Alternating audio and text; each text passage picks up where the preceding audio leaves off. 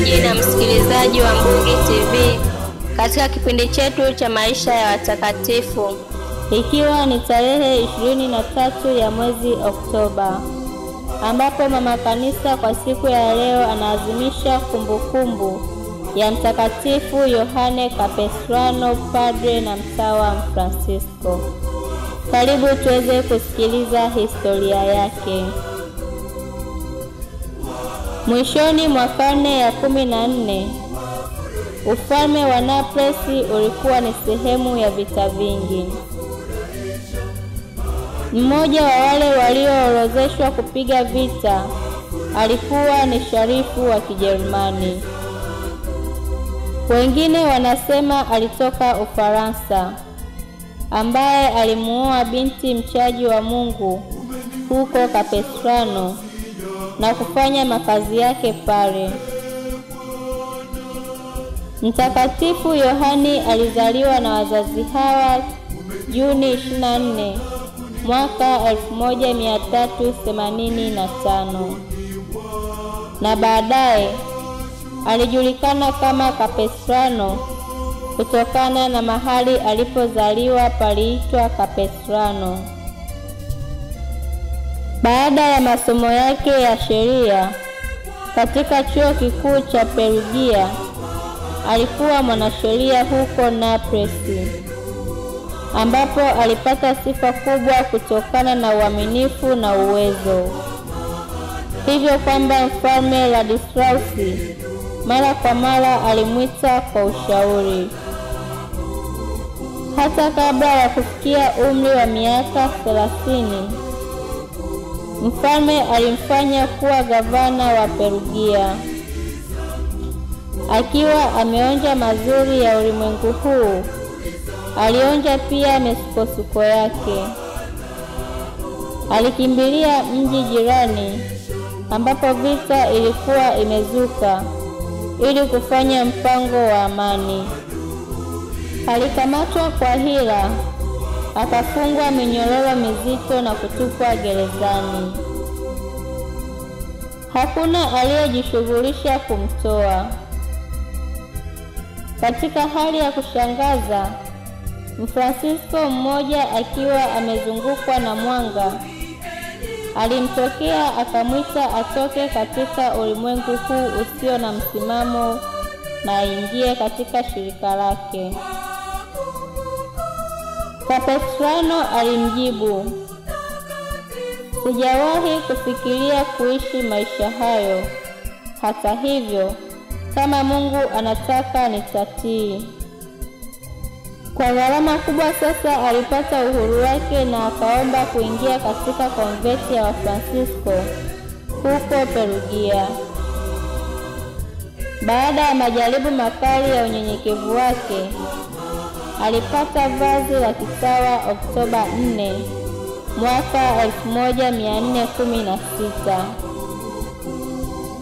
Tangu hapo alijali zaidi kuondokana na utu wa zamani na kuvaa utu mpya katika haki na utakatifu. Kwa sababu ya mazingira ya pekee ya kuitwa kwake kwa maisha ya utawa, alipata majaribu mengi, lakini fadhila zake na wito wa Mungu vilimwangazia njia zaidi. Toba kali, utii mkamilifu na ibada kwa mateso makali ya Kristo vilimfanya wa pekee miongoni mwa ndugu zake. Alikuwa pia na ibada kwa Bikira Maria, na alikuwa na uhakika kwamba bila msaada wake asingeweza kupata ushindi. Alipoanza masomo ya teolojia chini ya Mtakatifu Bernardino wa Siena, mara baada ya kuweka nadhiri zake, alionekana kama alipata elimu hii zaidi kwa msaada wa Mungu kuliko nguvu ya kibinadamu, hivyo kwamba mwalimu huyu alisema, Yohani anafanikiwa zaidi awapo usingizini kuliko wenzake wanaosoma mchana na usiku. Mtakatifu Yakobo wa Machezi alikuwa mmoja wa wanafunzi wenzake. Inaonekana kwamba Mungu aliwaleta hawa watu watatu pamoja kuunganisha juhudi zao ili kushika kanuni kikamilifu na kupambana na ukosefu wa maadili wakati ule. Hata hivyo, Kapestrano alipata kuwa shujaa wa pekee zaidi katika mapambano haya. Akiwa bado shemasi, alitumwa kuhubiri mwaka 1420. Lakini ni hapo tu mwaka 1425 alianza kazi yake ya kitume. Alianzia Italia kwa kupambana na uovu. Maisha yake ya mwanzoni yalimfanya atambue ubaya wa maovu, ambao sasa alisimama kupambana nayo kama Eliasi mwingine. Maneno yake ya kuchoma na utakatifu wa maisha yake yalileta miujiza dhahiri ya uongofu. Watu walitoka kila upande kumsikiliza. Muda mfupi tu, hakuna kanisa lililoweza kuchukua makundi hayo ya watu. Wakati mwingine watu 50,000, 80,000 na hata zaidi ya 100,000 walikusanyika kuzunguka jukwaa la mahubiri katika viwanja na mashamba makubwa kusikiliza mahubiri yake. Kuonekana kwake tu kuligusa mioyo yao. Mhubiri huyu mtakatifu aliweza kuonesha vizuri utukufu wa Mungu na haki yake, upotovu wa maovu na uzuri wa fadhila, mateso ya Kristo, nguvu ya jina la Yesu na upendo wa Bikira Maria, hivyo kwamba hata wakosefu sugu waliweza kuongoka, na waasi na wapinzani wa imani walimrudia Mungu na kanisa. Aliombwa kwenda sehemu mbalimbali, na huko alipokewa kama malaika toka mbinguni. Lakini katika hali hii ya mapokezi ya heshima, mtumishi wa Mungu alikuwa akisema, sio sisi, Bwana, sio sisi, bali jina lako litukuzwe. Mara moja Papa alimpa dhamana ya kazi ya kupinga kikundi fulani cha kizushi, na mafanikio makubwa ya kazi hii baadaye aliwafanya mapapa Martin wa 5, Eugene wa 6, Nicholas wa 5 na Calistus wa 3.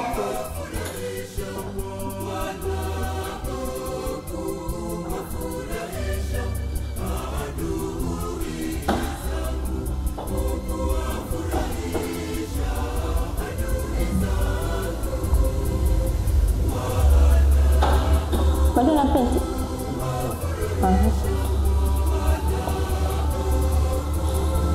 Mara moja Papa alimpa dhamana ya kazi ya kupinga kikundi fulani cha kizushi, na mafanikio makubwa ya kazi hii baadaye aliwafanya mapapa Martin wa 5, Eugene wa 6, Nicholas wa 5 na Calistus wa 3 kumtuma kama balozi wa Papa huko kaskazini na kusini mwa Italia, Sisilia na nchi nyingine, ili kuhubiri dhidi ya maadui wa kanisa.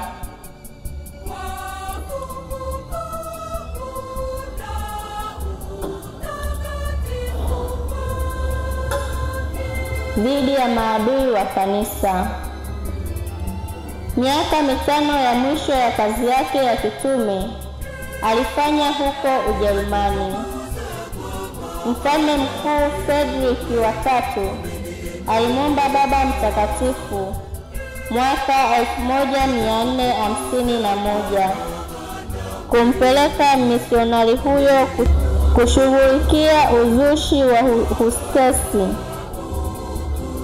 Yohani alishika njia kwenda Vienna kupita Kalsia na Sitria. Kutoka hapo alienda huko Bohemia, Moravia, Silesia, Bavaria na Urusi. Miujiza ya kustaajabisha ilithibitisha maneno yake. Aliponya wagonjwa wengi, aliwafufua wafu, na kwa kutumia joho lake alilolitandaza juu ya maji alivuka mito pamoja na wenzake. Kuona miujiza hiyo, baadhi ya wazushi wagumu waliongoka na vijana wengi walioomba kuingia shirika. Katika kipindi hiki cha kupambana na maadui wa kanisa nyumbani, hatari kubwa ilizuka nchi nyingi na kutishia kanisa lote. Mohamed wa pili aliteka Konstantinopoli mwaka 1453 na alidhamiria kulazimisha Wakristo wote wa magharibi kufuata dini ya Kiislamu. Wakati huo, lengo lake la kwanza lilikuwa ni Ujerumani. Alikuwa tayari amekwisha fika Hungaria na alikuwa akielekea ngome ya Belgrade. Uwezekano wa kuiokoa ulionekana mdogo. Matumaini ya kuiokoa yalikuwa mikononi mwa Capestrano. Alifanya kazi ya kuhamasisha ufalme na watu kuungana katika vita vya msalaba kupambana na Waturuki. Papa Kalistus wa tatu alitangaza vita hii ya dini na kumteua Capestrano kuihubiri. Ingawa sasa alikuwa na umri wa miaka 70 na akiwa amedhoofishwa sana na kazi na kujinyima kiasi kwamba alionekana kubakia ngozi na mifupa, aliondoka haraka kama mjumbe wa Kristo kwenda Ujerumani na Hungaria, akikusanya waliojitolea katika vita dhidi ya maadui wa Ukristo. Pamoja na jeshi alilokusanya, alienda haraka huko Belgrade kumsaidia askari huyo hunyadi. Jeshi la maelfu kadhaa ya Waturuki waliweka kambi mbele ya ngome, lakini Capestrano hakuruhusu hilo limwogopeshe. Akiwa anajiamini kutokana na jina la Yesu ambalo askari walipewa kama bendera yao, akiinua msalaba juu, ambapo juu yake kulikuwa na bango lililoandikwa jina la Yesu, akiita jina hilo takatifu mara kwa mara kwa sauti kubwa. Aliongoza jeshi hili dhidi ya maadui ambao walikuwa wenye nguvu mara 10 zaidi ya Wakristo. Lakini uwezo wa Bwana wa majeshi na nguvu ya jina lake takatifu vilidhihirishwa kiajabu. Waturuki wengi zaidi waliuawa na majeshi shupavu ya Kristo, na wengine walikimbia kwa hofu. Hivyo Ukristo huko Ulaya kwa mara nyingine tena uliokolewa. Shahidi huyu mkubwa katika sikukuu ya Mtakatifu Maria Magdalena mwaka 1456 ulikuwa kilele cha kazi ya Yohane. Muda mfupi baadaye aliugua na alifariki katika konventi ya Kifransisko ya Iloki huko Hungaria, Oktoba 23. Mungu alimtukuza kwa miujiza mingi baada ya kifo chake. Papa Alexander wa 8 alimtangaza mtakatifu mwaka 1690. Hiyo ndiyo historia ya mtakatifu wetu wa leo, ambaye ni Mtakatifu Yohane Capestrano, padre na mtawa Francisco. Tuungane na Mtakatifu Yohane wa Capestrano katika tafakari yake inayosema, maisha ya makreli hayana budi kuwa mfano kwa wengine, wakionyesha jinsi tunavyopaswa kuishi katika nyumba ya Bwana. Mama Kanisa pia kwa siku ya leo anaadhimisha watakatifu wengine wa siku ambao ni watakatifu Severini na Hafidi. Hao ndio watakatifu wetu wa leo. Tumsifu Yesu Kristo.